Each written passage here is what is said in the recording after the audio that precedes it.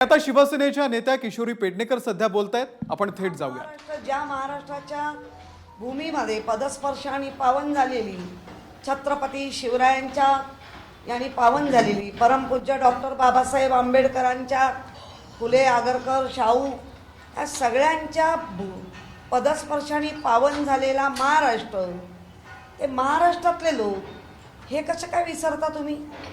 आपला महाराष्ट्र, आपली मुंबई सर्वांना पोट भरण्यासाठी सगळ्यांना सामावून घेते आणि सामावून घेते हा जर आपला गुन्हा आहे असं जर त्यांना वाटत असेल तर असे गुन्हे आम्ही अनेकदा करू। सगळ्यांना सामावून घेण्याचे गुन्हे आम्ही अनेकदा करू। ही वाटणी नका करू। आपण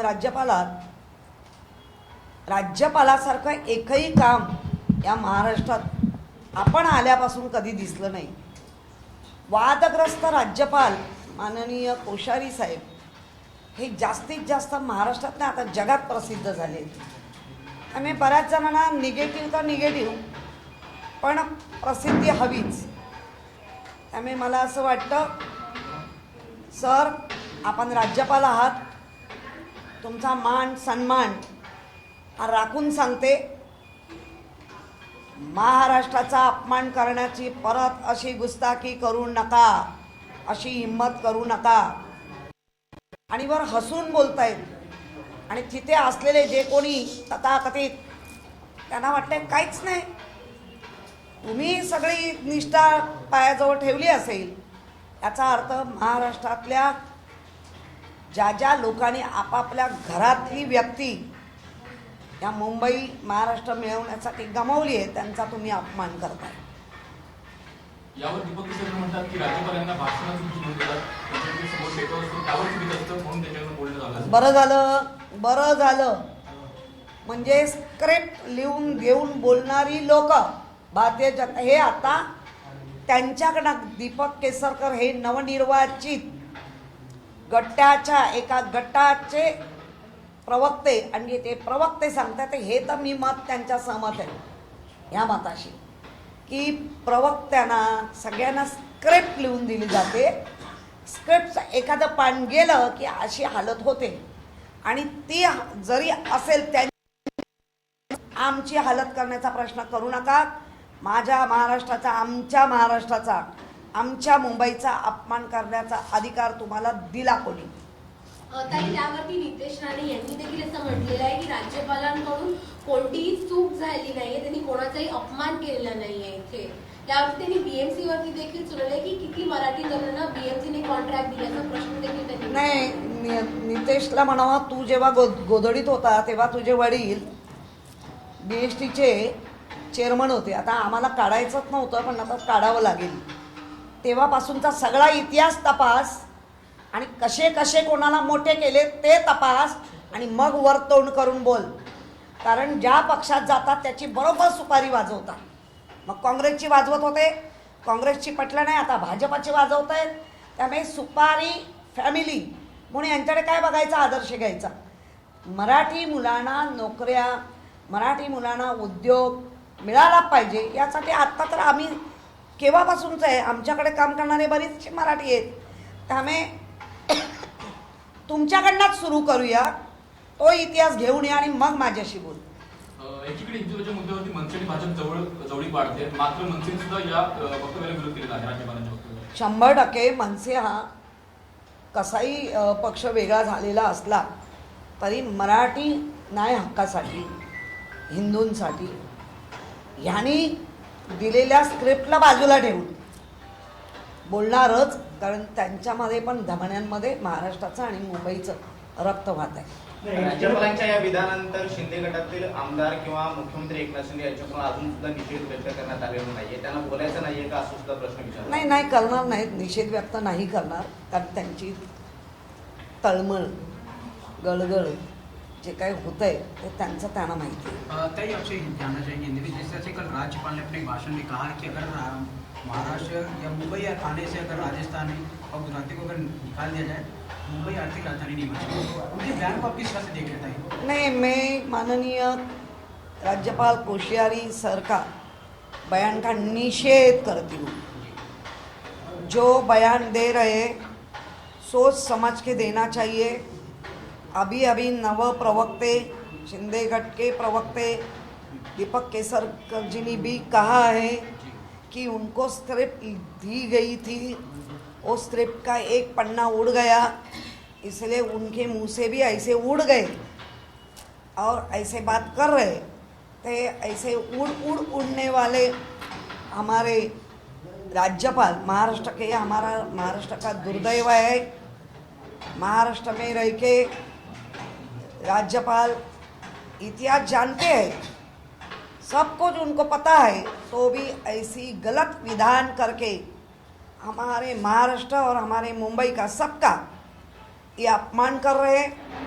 महाराष्ट्र में रहने वाले गुजराती हो, मारवाड़ी हो, राजस्थानी हो, घाटी हो, कोकणी हो, जो रहते वो महाराष्ट्रीयन हैं, वो महाराष्ट्र के ऊपर प्यार जताते हैं, लेकिन उनको ऐसा लगता है कि ऐसा नहीं करना चाहिए।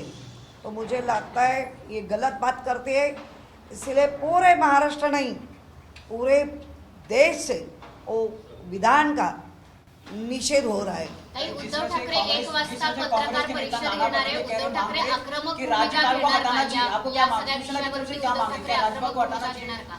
नहीं, राज्यपाल को हटाने का हम नहीं कह सकते हैं, लेकिन जिसने उनको बिठाया है तो हम एक सवाल करते हैं कि आप ऐसे लोग क्यों बिठाए हैं कि बार बार मुंबई और महाराष्ट्र और मुंबई में रहने वाले लोगों का बार बार अपमान कर रहे हैं।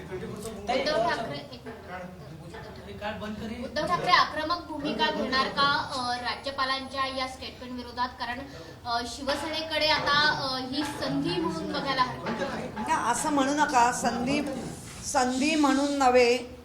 ज्या महाराष्ट्राचा पालक म्हणून जेव्हा राज्यपाल येतात त्या राज्यपालांनी महाराष्ट्राला एक दिशा दिली पाहिजे, महाराष्ट्राच्या सगळ्या गोष्टींमध्ये भर केली पाहिजे।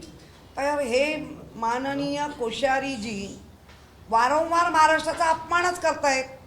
महाराष्ट्राच्या राजकारणामध्ये इतके इन्व्हॉल्व झाले आहेत की ते एका पक्षाचे कार्यकर्ते वाटायला लागलेत आणि त्यामुळे अशा वारंवार स्क्रिप्टचं पान उडालं म्हणून उड बोलणारे जे राज्यपाल आहेत त्यांना वेळेच ज्यांनी आणलंय त्यांनी वेळेच त्यांना आवर घाला, नाहीतर हा महाराष्ट्रामध्ये प्रक्षोभ झाल्याशिवाय राहणार नाही।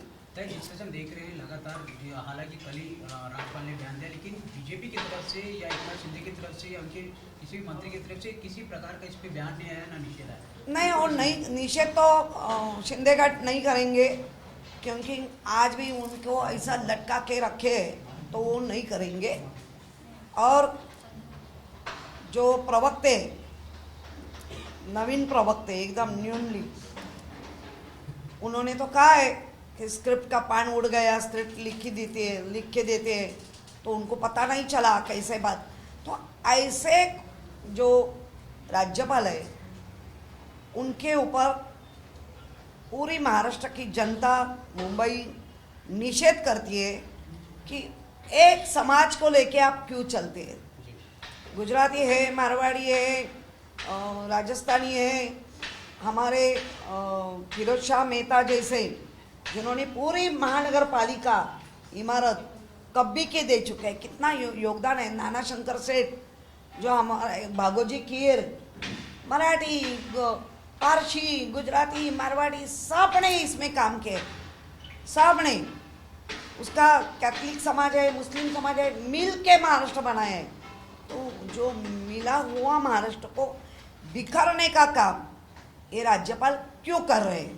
ताई, काल पुन्हा एकदा ठाकरे घराण्यामध्ये फूट पडलेली दिसली। काल निहार ठाकरे यांनी एकनाथ शिंदेची भेट घेतली आणि जिथे बाळासाहेबांचा विचार आहे तीच खरी शिवसेना असं त्यांनी वक्तव्य केलेलं आहे। बघा, घरातले वाद मी मागच्या वेळेला पण सांगितलं, घरातला वाद हा घर फिरल्यानंतर वाशे फिरतात असं म्हणतात, पण याच्यामध्ये उलट म्हणते, पहिले वाशे फिरले आणि ते आत्ता घर फिरवण्याचा प्रयत्न करतायत। परंतु एक सांगते, बाळासाहेब ठाकरे असतील, मा असतील, किंवा त्यांच्या घरातल्या फॅमिली आहेत या सगळ्यांना सगळं कळतंय. जाणून बुजून काही लोकांना आणलं पण जात आहे. अर्थातच तेही बाळासाहेबांचे नातू आहेत. त्यामुळे बाळासाहेबांची संघटना आत्ता इतक्या वर्षांनी, मी तर गेली 40 वर्ष या पक्षात काम करते, मी तर निहारला कधीच पाहिलं नव्हतं. तरीसुद्धा त्याचा मान राखून बाळासाहेबांचा नातू आहे म्हणून बाळासाहेबांची शिवसेना बाळा तुला लवकर दिसत आलेली आहे, पुढेही दिसेल. ताई, 15 प्रकरणात स्वप्ना पाटकर विटनेस आहेत. त्यांची एक ऑडिओ क्लिप व्हायरल झाली आहे ज्यात संजय राऊतांनी तब्बल 27 शिव्या दिल्या. त्याबद्दल काय सांगा? कारण राऊतांनी आधी सुद्धा मुळामध्ये आपल्याला ते मुद्दाम केलं गेलंय, व्हिडिओ केला गेलाय, त्यांना उकसावलं गेलंय, त्यांना काय काय बोललंय ते त्याच्यामध्ये नाही आहे. त्याच्यामध्ये शेवटी कोणी असू दे, पुरुष असो नाही तर स्त्री असो, प्रत्येकाने आपल्या हदमध्ये राहिलं पाहिजे. तुझं बाहेर कुठेतरी लपडं म्हणून तुझ्या नवऱ्याने सोडलं, मग त्याच्यासाठी त्यांनी मध्यस्थी केली, त्याचा राग तुम्ही महाराष्ट्र आणि मुंबईच्या या राजकारणात आणू नका. ज्या वेळेला त्यांना डिवचत होती ते वाक्य का नाही आली, किती घणघण बोली ते का नाही आलं, ते काय बोलले तेवढंच आलंय. आणि बरोबर ते टेप केलं गेलं. संजय राऊत जसे आहेत तसेच प्रकट झालेत. त्यांनी कुठेही दांभिकपणा केलेला नाही. संजय राऊतांना वाईट वाईट शब्दांनी बोललेले गेलेले, कापले गेले आहेत. कुठल्या स्त्रीला अधिकार आहे की त्यांना वाईट वाईट बोलणं, म्हणजे इतक्या घाणेरड्या पद्धतीने बोलले आहेत हे ते पण नाही सांगू शकणार. आणि ते काय बोलले तेवढं सांगताय तर ते बरोबर बोलले आहेत. बाई असती तर काय झालं, प्रत्येकाने आपल्या हदमध्ये राहून केलं पाहिजे. तुझ्या नवऱ्यानी तुझं काय काय पकडलं, तू नवरा सोडला म्हणून हे सगळं आता तू घरचेच म्हणून मी एक गोष्ट सांगते. रामाच्या वेळेला ते वानर सेना गेली ती बरं झालं, नाहीतर तिकडची सोन्याची लंका बघून असेच राजकीय असते तर ते लंकेतच घुसले असते, राम एकटा राहिला असता. आज तेच होत आहे. लंका लुटायला चाललेत आणि खऱ्या अर्थाने जे सांभाळायचं आहे ते सांभाळायचं नाही. त्याला मात्र वाटेल त्या मार्गाने कसे वाईट आहेत हा दाखवण्याचा प्रयत्न नाही. संजय राऊतांबद्दल एकच सांगेन, त्यांनी जेव्हा घाणेरडं जेव्हा एक बाई बोलते तेव्हा ते सुद्धा मराठी रक्त, महाराष्ट्रात त्यांचा जन्म मुंबईचा, त्यामुळे ते खवळणारच. ते बोललेलं दाखवलं नाही आपण काय बोलले आहेत, आणि जे ते बोललेलं जर दाखवत असतील तर ते बरोबर बोलले.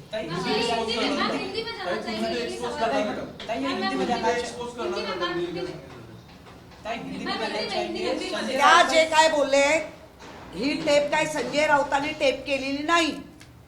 ही टेप ज्यांनी कोणी केली आहे त्यांच्याकडेच आहे. आणि संजय राऊतांनी सरळ सांगितलं, पहिला फोन आल्यापासून इतक्या लज्जा येईल इतक्या शब्दात बोलल्या गेल्यानंतर, अरे मी तर पुरुष आहे, मी का मग लाजावं. त्याला ते प्रत्युत्तर आहे. संजय राऊतांनी आधी कुठलंही वाईट बोलले नाही, पण त्यांना उकसवलं गेलं तेवढंच दाखवलं जातं. आणि आता सध्या तेच चाललंय, उकसवणं आणि दाखवणं, त्याच्यामध्ये जमीन आणि आसमानचा फरक आहे. संजय राऊतांनी त्यांची पायरी सोडली असं सगळ्यांचं म्हणणं आहे, पण मग स्वतःमध्ये जा. आणि तुम्हाला एखादी बाई विचित्र पद्धतीने बोलत असेल तर तुम्ही काय हात जोडून बोला की सांग बाई बाई बोल ग, सगळं बोल बोल बोल, असं नाही होत. शिवसैनिक आहेत, शिवसेनेप्रमाणे उत्तर दिलं. कारण त्या बाईने अतिशय गलिच्छ भाषेत सुरुवात केली तशी उत्तर. हिंदी में एक प्रश्न जानना चाहिए. जिस तरह से हालांकि हम देख रहे हैं संजय राउत का एक ऑडियो क्लिप वायरल हो रहा है जो स्वप्ना पाटकर मनी लॉन्ड्रिंग मामले में बयान स्वप्ना पाटकर उनकी रिलेटिव है. स्वप्ना पाटकर का हस्बैंड राउत के घर के कुछ है.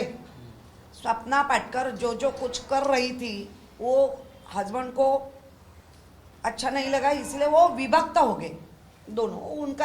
उनकी ये, लेकिन विभक्त होने के बाद जो ये संधि, अभी जो किसने कहा एक संधि, जैसे ही संधि मिलती है, घर में तो सबका खटकता है, लेकिन संधि मिलने के बाद जो कुछ बाजार होता है ये बाजार है. उन्होंने फोन करते पहले ही फोन करते उनको बहुत गलीच भाषा में एक औरत उनके साथ बात करती है, तो क्या संजय राउत जैसा सुन लेंगे? क्यों सुनने का?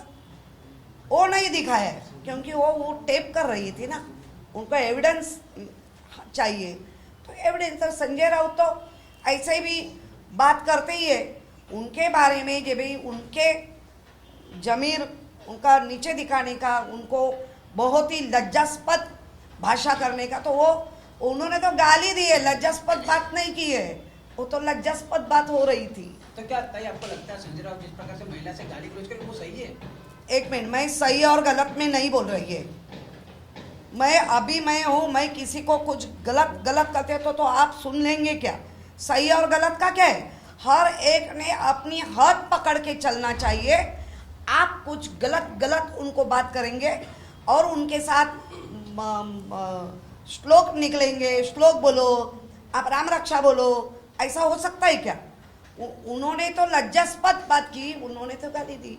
मैं सही और गलत के मायने में नहीं है, इधर एक बाजू से क्या आता है तो दूसरे बाजू से क्या आता है, दोनों बात सामने लेके आओ। तो क्या सपना पाटकर के पीछे कोई ना कोई है ताई जिस तरह से है ना, अभी चला, सबको चला रहे, अभी सबको चला रहे।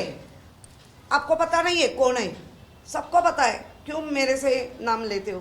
सबको चला रहे। उद्धव जी के घर का मामला भी, जो छोटा निहार मैंने कभी नहीं देखा, वो आज आ रहे हैं। अपने बाला साहब ठाकरे का विचार लेके चलने वाला है, चलने दो, वो भी नातू है, आने दो, लेकिन गलत तरीके से ला रहे हैं। काही शेवटचा प्रश्न, राज्यपालांनी माफी मागावी महाराष्ट्राची अशा मागितलीच पाहिजे, मागितलीच पाहिजे, महाराष्ट्राची माफी मागितलीच पाहिजे। तुम्ही असा महाराष्ट्र वेगळा करू शकत नाही, कुठल्या जाती धर्माचं नाव घेऊन तुम्ही वेगळा महाराष्ट्र करू शकत नाही। महाराष्ट्र हा सगळ्या जाती धर्मांनी एकत्र आलेला महाराष्ट्र आहे, त्यामुळे माफी ही मागितलीच पाहिजे। आणि दीपक केसरकरांनी तुमचं नाव घेतलंय, तुम्ही ट्विट केलं होतं अशा नाही, मी ट्विट वगैरे नाही केलंय, मग ते खोटं बोलतायत, परत एकदा खोटं बोलतात। मी ट्विट नाही केलं। बाळासाहेबांच्या वाढदिवसाला गेली असताना तुमच्यासारख्या मीडियाने मला प्रश्न केला, तेव्हा मी एक छोटं वाक्य बोलली, माझ्या वाक्याचा उगाचच विपर्यास पण होता कामा नये। केसरकर साहेब, तुमच्या नातवाला कोणी आशीर्वाद दिला? माझा अर्थ काय तो समजून घ्या। माझं असं म्हणणं होतं, केसरकर साहेबांच्या नातवाला जर ॲडमिशनसाठी सन्माननीय मुख्यमंत्री भेटू शकतात, इतकासा तो विषय, छोटा विषय, त्याचा खरंच राजकारण झालंच नाही पाहिजे। फक्त त्याच्या मागची मला भूमिका दाखवायची होती की केसरकर साहेब, तुम्ही साहेबांना भेटायला गेलात आणि ॲडमिशन आता ते नाकारता येत नाही झालं म्हणून पण झालेलं आहे। जर तुम्हाला त्या वेळेला साहेब भेटले तर तुम्ही असा कसा आरोप करू शकता की आम्हाला मुख्यमंत्री भेटतच नव्हते? एका शाळेसारख्या छोट्या विषयाला मुख्यमंत्री भेटतात या मंत्री महोदयांना किंवा या आमदारांना, आणि तरी आमदार खोटं बोलत असतील की आम्हाला भेटतच नाही, तो मला सांगण्याचा, तो खोडण्याचा माझा विषय होता। केसरकरांचा अपमान करण्याचा माझा विषय नव्हता। मला एवढंच सांगायचं होतं की ते आशीर्वाद उद्धवजींनी दिले, तुम्ही भेटला। मग जर तुम्हाला त्यावेळेला जर उद्धवजी भेटत होते तर तुम्ही उद्धवजींवर असा खोटा आरोप का करता की भेटतच नव्हते? थँक्यू। एबीपी माझा, उघडा डोळे बघा नीट।